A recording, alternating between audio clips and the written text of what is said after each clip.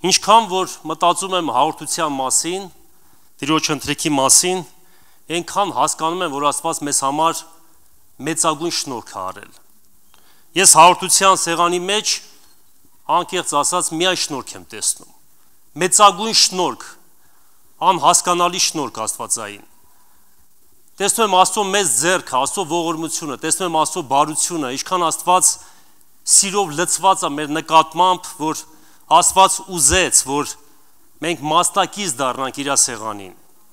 Դրանից մեծ բան չկա։ Հիշում եք, երբ որ Դավիթը թագավոր էր դարձել եւ հիշեց Հովնանի հետ իր ուխ, ասեց Հովնաթանի, ասեց որդուն գտեք Մեմփիբոստեին եւ բերեք թող իմ սեղանից հաց ուտի։ Ես մեզ նմանացնում եմ այդ անարժան Մեմփիբոստեին նմանությամբ։ Այո, մենք բոլորս էլ անարժան ենք Տիրոջ առջև գալու, նրա սեղանին մասնակից լինելու, բայց շնորհակալ եմ, որ նա իր մահով, իր խաչով ամեն մեկիս արժանացրեց։ Եվ կարող ենք ասել, որ մենք որևէ հատուկ բան դրա համար չենք արել։ Նա այդպես ուզեց, որտեղ նա սիրեց մեզ։ Եվ մեզանից յուրաքանչյուրը, որ այստեղ նստած է, բերեք ընդունենք, որ իր սիրո արդյունքն ենք։ Երբ որ մենք այս տեսանկյունից մտածենք, նրա առջև գանք, մեզ համար աստվածապաշտությունը ոչ թե բեռ կլինի, ոչ թե ծանրություն կլինի, ոչ թե տարբեր տեսակի օրենքների ինչ-որ համակարգ կլինի, մեզ համար աստվածապաշտությունը ախորժելի ցանկալի բան կդառնա։ Ամեն անգամ, երբ որ մենք մեր ոտքը կդնենք Տիրոջ տան մեջ, մեր սիրտը ուրախություն կվերապրի։ Եվ հավատում եմ, որ այսօր դու ուրախ ես։ Նորից ասեմ, երբ որ մտածում եմ հաղորդության մասին, այն ինչ որ պետք է միասին անենք, միայն սրա մեջ աստվածային բարությունն եմ տեսնում եւ շնորհքը։ Մատթեոս ավետարանի 6-րդ գլխի 11 խոսքում մի համար կա գրված, որ ես համոզված եմ բոլորդ այդ համարը անգիր գիտեք, հեսա որ ասեմ, կարող եք ասել, բա ոնց չգիտենք, նույնիսկ անհավատ մարդիկ գիտեն, մեր ամենօրվա հացը տուր մեզ այսօր։ Երևի հայ մեր աղոթքի մեջ ամենասիրելի հատվածը, որ արտասանում ենք հենց սա է։ Մեր ամենօրվա հացը։ Երբ որ սոված ես լինում, երբ որ կարիքի մեջ ես լինում, հացի մասին հիշելուց մեր մեջ միշտ ուրախություն է գալիս։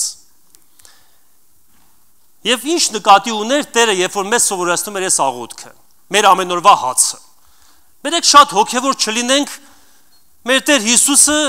սկզբից հենց նկատի ուներ նաև հենց ֆիզիկական հացը։ Ես թե գալուց համով կերակուր եմ կերել եւ եկել եմ։ Հենց ախորժակով էլ կերել եմ, երբ որ լավ սոված ես լինում եւ համով բան ա լինում, շատ ախորժակով ես ուտում։ Շնորհակալ եմ Աստծուց, որ Տերը մեր ամենօրվա կերակուրը մեզ տալիս է։ Երբ որ ես աղոթք անում ես, հասկանում ես, որ տվողը նա է։ Սիրելի Աստծո զավակ, Աստծո մարդ, եթե քո տան մեջ այսօր կերակուր կա, հավատա, որ Աստծո բարի ձեռքը հասել է քեզ։ Միգուցե մտածես հացի լաց ինչ է, կամ որ ես հացի համար տես գոհանամ Տիրոջից, տես շնորհակալություն վերապրեմ։ Գիտեք շատ տեղեր կա, որտեղ հաց չկա, մի փոքր կտոր հաց։ Մարդիկ պատրաստ են իրանց կյանքը դնելու հացի համար։ Այո, այսօր երկրի վրա մենք ինչ որ առումով առատության մեջ ենք ապրում հացի։ Ինչ որ չափ հացի կշտություն կա։ Ոչ շատ ուրիշ երկրների պես, բայց այնքան որ բավարարում է մեզ, որ մենք կարող ենք ախորժակով հաց ուտել։ Բայց շատ տեղ այդ հացը չկա եւ մարդիկ կարոտով են նայում այդ հացին։ Մեր ամենօրվա հացը տուր մեզ այսօր նաեւ կարող ենք նկատի ունենալ, որ կամ Աստծո խոսքը դրա մեջ կարող է ներառել սա, որ Աստված մեր բոլոր կարիքները կարող է բավարարել։ Ոչ միայն մեր կերակուրը, նաև մեր կարիքները։ Ոչ միայն մեր ֆիզիկականը, նաև մեր շնչավորը, այն ինչի կարիք, որ մենք այսօր ունենք։ Մեր ապահովությունը կարող է դրա մեջ մտնել, շատ տարատեսակ բաներ, չեմ ուզում շատ մանրացնեմ։ Բայց երրորդ բանը, որ ուզում եմ ասեմ, ես հավատում եմ, որ այս խոսքերի մեջ կա, որ Տերը ուզում է մեզ կերակրի նաև երկնային հացով։ Երբ որ Աստված ասում է, այսպես աղոտ քարա եւ ասա մեր ամենօրվա հացը մեզ տուր։ Այս խոսքերի մեջ մենք հասկանում ենք, որ Տեր ուզում է նաեւ մեզ հոգեվորապես կերակրի։ Եվ դրա համար մենք այստեղ ենք։ Եվ դրա համար մենք Տիրոջ առջև ենք։ Եվ դրա համար մենք աղոթք ենք անում, գալիս ենք նրա առջև, գալիս ենք հավաքույթների հավատալով, որ մեր ներսը կլցվի այդ աստվածային կիրակուրով, որ մենք նրանով կլցվենք, նրանով կբավարարվենք, նրանով կհագենանք։ Եվ բերեք խոստովանենք, կարող է քո փորը շատ կուշտ լինի, շատ համով բան կերած լինես։ Չգիտեմ քո համար համով բանը ինչ է, բայց երբ որ հոգումը դատար կա, երբ որ քո ներսը, քո հոգին Քրիստոսի կարիք ունի, միևնույնն է դու քեզ բավարարված չես զգում։ Հացը սովորական ֆիզիկական հացը չունի այն զորությունը, որ մարդուն ամբողջապես կշտացնի։ Չունի այդ զորությունը։ Այո, ինչ որ բան մեր մեջ լրացնում է։ Որոշ կարիքներ ֆիզիկական բավարարում է։ Բայց միտեղ Հիսուսը հռչակեց եւ ասեց։ Հիշում եք, որ հացի համար ասեց. ոչ միայն հացով կապրի մարդ, այլ Աստծո բերանից դուրս եկած ամեն խոսքով։ Եթե նույնիսկ հացը չլինի, Աստծո խոսքը արդեն մեր կուշ լինելու համար բավարար է։ Բայց նախ պետք է Աստծո խոսքի ղադրը իմանանք։ Պետք է հասկանանք ինչքան կարևոր է Աստծո խոսքը մեր կյանքի համար։ Հովաննու ավետարանի 6-րդ գլխի 35 խոսքից եմ ուզում կարդամ եւ 51 խոսքը, որտեղ Հիսուսը խոսում է, որ ինքն է կյանքի հացը, բայց ուզում եմ երկու բառ ամեն դեպքում կարդամ։ 6:35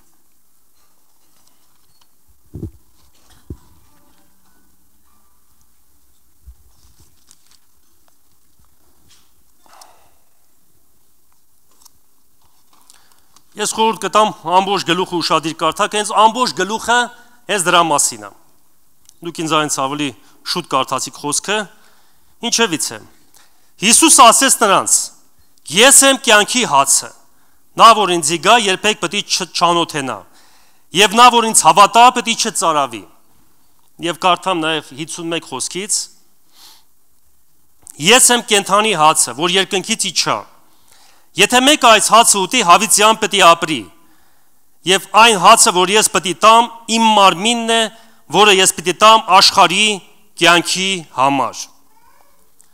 Այս խոսքերը ինչ են սովորացնում մեզ։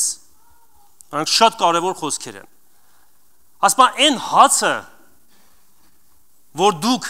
սպասում եք, դե ստե զուգահեռ տանում նաեւ մենք տողատակ հասկանում ենք, որ խոսում է Իսրայելի մասին։ Ասում է, ես եմ երկնքից իջած հացը։ Եվ երբ որ հրեաները սա լսում են, իրան շատ լավ հասկանում են, որ Հիսուսը խոսում է երկնային մանանայի մասին։ Դու գիտեք, մանանան ինչ բանն է։ Երբ որ Իսրայելը 40 տարի անապատի մեջ էր, Աստված 40 տարի շարունակաբար կերակրեց Իսրայելին երկնքից իջած հացով։ Ամեն առավոտ, երբ որ հրեաները զարթնում էին, տեսնում էին, որ շաղի պես բան է դրվել։ Եվ գնում հավաքում էին, թխում էին, բայց գիտեք որն է հետաքրքիրը։ Երբ որ պատմությունը ուշադիր կարդում ենք, տեսնում ենք, որ հրեաները մանանայից ձանձրացան։ 40 տարի շարունակ նրանք կերան մանանա, բայց ձանձրացան։ Կարծես մանանան այլևս ախորժելի չէր նրա համար, միտեղ նույնիսկ ավելի խիստ են ասում մեր հոգին զզվել է այդ կերակուրից։ Դեք հնարավոր է հավատացյալ մարդը գալով եկեղեցի, ես չեմ կարող այս բառերը ասեմ, որ մենք Աստծո համար ասենք, մեր հոգին նրանից զզվել է, որովհետև մեկի շատ խիստ կլինի, բայց կարող է շատ սովորական դարձած լինի այդ հացը։ Հիսուս Քրիստոսը երկնքից իջած մեզ համար կենթանի հացն է։ Միտեղ ինքը իրան համեմատում է Աստծո խոսքի հետ։ Եվ մենք հավատում ենք, որ այդ հացը, որ մենք ուտում ենք, նաև Աստծո խոսքն է, որ մենք պարտավոր ենք ուտելու։ Եվ սիրելի Աստծո մարդ, եթե դու սովորություն չունես այս խոսքը քո տան մեջ ուտելու, այն ինչ որ հիմա մենք միասին կանենք, սա քո համար որևէ արժեք չունենալու։ Սա մի ծես է լինելու։ Որտեվ Հիսուս ասում էր, որ երկնքից իջած հացը ես եմ, եւ դուք կարիք ունեք, որ ինձ ուտեք։ Միտեղ Հիսուս ասում է, ես եմ ճշմարիտ խոսքը։ խոսքը ուտելով մենք կարծես ուտում ենք այդ աստվածային հացը։ Աստված մեր մեջ սկսում է մարմնավորվել։ Ամեն անգամ, երբ որ դու Աստծո խոսքը կարդում ես, աստվածային ինչ-որ բան է քո մեջ ավելանում։ Քո մտածելակերպն է փոխվում, քո վարքն է փոխվում, քո տեսակն է փոխվում, քո բնավորությունն է փոխվում։ Երբ որ այդ հացը գալիս է քո մեջ, երբ որ դու սկսում ես ուտել այդ հացը, այդ հացի զորությունը ինչ-որ բան պիտի փոխի քո մեջ։ Մենք գիտենք այսօր ինչքան շատ բաներ կա խանութում, որոնք օգտակար չեն։ Եվ հասկանում ենք, եթե մի բան ես ուտում, որը քո օրգանիզմին օգտակար չի, ինչ-որ կերպ, ինչ-որ ժամանակ հետո դա երևալու է։ Երևալու է հիվանդության ձևով, չգիտեմ, ինչ-որ տկարության ձևով։ Եվ շատ լավ հասկանում ենք, եթե մարդը առողջ բաներ է ուտում, ես հենց ֆիզիկական բաների մասն եմ խոսում։ Իր մարմինը կամ այդ մարդու մարմինը ավելի երկարաժամկետ կարող է առողջ մնալ, որտեղ Աստված յուրաքանչյուր մրգի, չգիտեմ, բանջարեղենի, ինչ որ Աստված ստեղծել է, ամեն մի այդ կերակուրի մեջ ինչ որ բան է դրել, որ մեզ համար անհրաժեշտ է։ Ես հավատում եմ, որ այս խոսքը, որ Աստված մեզ տվել է, այո, այստեղ գլուխներ կա, որոնք կամ գրքեր կա, որոնք ծանր է կարդալ։ Նայեք, բաներ կա, ես այդքան ախորժակով չեմ ուտում։ Ես անկեղծ ասեմ, ես գրեշկեն ախորժակով չեմ ուտում, բայց երկու առաջ իմացա, որ Աղաջանը շատ է սիրում։ Ասում են ինձ խորոված պետք չի, հենց որ Աղաջանին կանչը գրեշկա քվյասիրեք մսով։ Բայց մի անգամ դրեցի ինտերնետով նայեցի, հայտնաբերեցի այդ գրեշկ ելացի, ինչ է, բայց մեջ այնքան օգտակար բաներ կան։ Այնքան օգտակար բաներ կա, որոնք մեր օրգանիզմի համար պիտանի են։ Եվ ստե զուգահեռ եմ ուզում տանեմ կարդալու հետ։ Գրքեր կա, որոնք կարդում ես, ասում ես, այ մարդ, Երանի շուտ անցնեմ։ Բայց ես ձեզ ասեմ, բաներ կա, միգուցե քո բերանի մեջ այդ համը լավ չլինի, բայց դրանք քեզ պետք են։ Դրանց մեջ մի հատուկ բան կա, որ քեզ դաստիարակում է, քեզ սովորեցնում է, քո հոգևոր կյանքի համար դրանք պետք են, դրանք վիտամիններ են։ Ես որ սիրելի Աստծո մարդ, մենք Աստծո սեղանից ամեն օր կարող ենք օգտվել։ Աստծո սեղանից օգտվելը միայն ամիսը մեկ չի, որ այստեղ միասին պիտի հաղորդություն անենք։ Դու ամեն օր կարող ես Քրիստոսի հետ հաղորդակցվել։ Միտեղ գրված է, որ ասում է, երբ որ Իսրայելը անապատի մեջ էր, ասում է, նրանք բոլորը ջրով անցավ, Հորդանանով անցան։ Նույն կերակուրը կերան, հիշում եք, նույն խմելիքը խմեցին, եւ այդ վեմը Քրիստոսն էր, բայց ասում է շատերին դա ուղղուց չտվեց, որտեղ հավատքով չընդունեցին դա։ Ես ձեզ ասեմ, այն ինչ որ այսօր մենք անում ենք, հնարավոր է որոշ մարդկանց օգուտ չտա։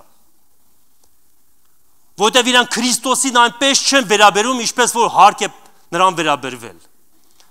Որտեղ նրանք իրենց առօրյայի մեջ Քրիստոսին բավարար չեն հարգում։ Դες եթե դու մոռացել ես երբ ես Սուրբ Գիրք կարդացել կամ ախորժակով չես կարդում, նշանակում է ինչ որ բան քո աստվածապաշտության մեջ խանգարված է։ Եթե քո աղոթքի կյանքը թույլ է, նշանակում է ինչ որ բան քո կյանքի մեջ խանգարված է։ Այսինքն դու երկնային կերակուրով չես կերակրվում։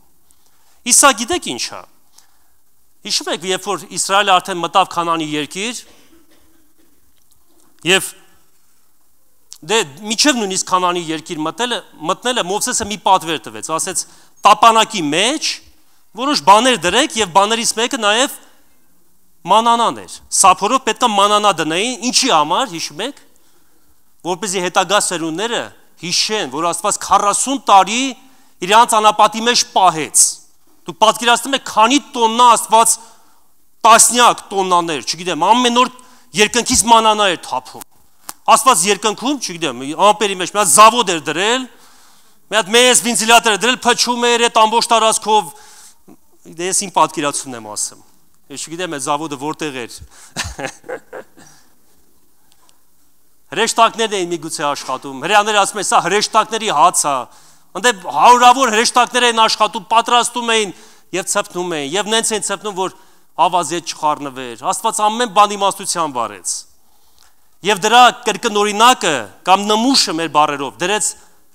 տապանակի մեջ, որպեսզի հետագա սերունդները հիշեն, որ Աստված կերակրեց։ Հիսուսը միտեղ ասեց, որ Երբ որ մոտենանք այս սեղանին, բոլոր այն տեղերը, որտեղ Հիսուսը, Ղուկաս 22-ի մեջ է գրված, Մատթեոս ավետարանի, Մարկոս ավետարանի մեջ է գրած, ասում է, երբ որ սա անեք, հիշեք իմ մահը։ Մենք սրանով հիշում ենք Աստծո մեծագույն գործը, որ Տերը արել է։ Այն փաստը, որ մենք այսօր այստեղ նստած ենք, երեք ընդունենք, դա խաչի արդյունքն է։ Խաչը նրա սիրո մեծագույն դրսևորումն է։ Խաչի միջոցով, նրա թափած արյան միջոցով է, որ Աստված նայում է մեզ եւ մեզ հավանում է։ Ոչ թե մեր գործերի համար, մեր արած բաների համար։ Ես հավատում եմ, որ Քրիստոսի արյունը, երբ որ մեզ վրա է լինում, Տերը մեզ նայելով մեզ արդեն արդարացված, որպես Աստծո որդի է դիտում։ Այո, մեզ պետք է մեր կյանքի մեջ շարունակաբար փոխվել, կամաց նրան նմանվել մեր առօրյայի մեջ, բայց Աստված իր գործը կատարելապես մեր կյանքի մեջ արել է։ Եվ մի քանի բառ ասեմ ու վերջացնելով միասին աղոթք անենք։ Այն հատվածը, որ հիշացրեցի, որ իսրայելացիների համար այդ կիրակուր օգուտ չտվեց, սիրելի Աստծո մարդ։ Մենք սովորաբար, երբ որ մոտենում ենք այս սեղանին, ըստ Աստծո խոսքի առաջի Կորինթացիս 11-րդ գլխի մեջ գրված է, որ երբ որ մոտենաս այս սեղանին, անարժանաբար չմոտենաս։ Դե միշտ ամեն անգամ մենք սրա մասին լսում ենք, բայց պարտավոր եմ նորից որոշ բաներ հիշատակել։ Երբ որ մենք օգտվում ենք այս սեղանից, սա ցույց է տալի մեր միությունը, որտեղ մենք մի սեղանից ենք օգտվում, եւ մենք Քրիստոսով դառնում ենք մեկ մարմին։ Հոգևոր աշխարհի մեջ մեզանից յուրաքանչյուրը մենք միմյանց հետ հոգևոր կապով կապված ենք։ Այդ կապի անունը աստվածային սեր է։ Կարծես մի ցանցի մեջ ենք բոլորս գտնվում։ Եթե մեկը հիվանդ է, այդ հիվանդությունը ազդում է բոլորիս վրա։ Եթե մեկը տկար է, այդ տկարությունը ազդում է բոլորիս վրա, որտեղ մենք Քրիստոսի մարմինն ենք։ Եվ ինչքան վատ կլինի, երբ որ այդ ցանցի մեջ հայտնաբերվի, որ մարդիկ կան, որ իրար հետ չեն խոսում, կամ իրարից նեղացած են, կամ վիրավորված են իրարից։ Ոչ թե վատ կլինի, շատ վատ կլինի։ Այսինքն, եթե ինչ-որ մեկը կա, ում հետ դու խնդիր ունես, Սուրբ Գիրքը ասում է, եթե ընծատ բերես զոհասեղանի մոտ եւ հիշես, որ եղբայրդ քո դեմ բան ունի, դες միգուցե դու էլ սկի մեղավորել չես։ Բայց հիշես, որ եղբայրդ քո հետ բան ունի եւ դու խնդիր ունես քո եղբոր հետ։ Գրված է ընծատ թող սեղանի մոտ, գնա հաշտվի եղբոր հետ, նոր վերադարձի քո պաշտոնը կատարելու։ Սիրելի Աստծո զավակ, ես առաջարկում եմ քեզ։ Դու կարող ես նույնիսկ հիմա անել, աղոթքի ժամանակ։ Եթե ինչ-որ մեկը կա, ով քեզ վշտացրել է, ով քեզ վիրավորել է, կամ խի միայն քեզ, խի մենք ուրիշներին չենք վիրավորում, հետաքրքիր է, չէ՞, որ սրա մասին խոսում ենք, միշտ այս կարծիքա ոնց որ միշտ մեզ են վիրավորում։ Բայց լինում է, որ մենք ենք մարդկանց նեղացնում։ Գիտակցաբար թե անգիտակցաբար։ Խնդրում եմ այդ հարցը լուծես։ Եթե այդ մարդը ստեղ չի, առաջարկում եմ այսօր չմոտենաս այդ սեղանին։ Ես քեզ ասեմ, ավելի մեծ օրհնություն կլինի քեզ համար։ Դու այս աղոթքի մեջ, որ մի քիչ հետո մենք միասին կանենք, պարտավորվածություն վերցնես այդ մարդու հետ հաշտվելու եւ այս մոտակա օրերը այդ նախաձեռնություն ունենաս քո կյանքի մեջ, քան թե մոտենաս Տիրոջ սեղանին։ Դա օրհնություն կլինի քեզ համար։ Ոչինչ, մի ամիս հետո կմոտենաս։ Բայց Տերը այդ քո արարքի միջոցով քեզ կհավանի։ Եթե այդ մարդը ստեղ է, կարող ես մոտենալ ուղղակի ներողություն խնդրել։ Բայց միայն ներողությունը չի, մենք բոլորս հասկանում ենք, որ մենք հնարավոր է տարբեր տեսակի մեղքերի մեջ հայտնված լինենք։ Ամեն դեպքում աշխարհի մեջ ենք ապրում, եւ բաներ կա, որոնց համար մենք պարտավոր ենք նույնիսկ ամեն օր ներողություն խնդրել։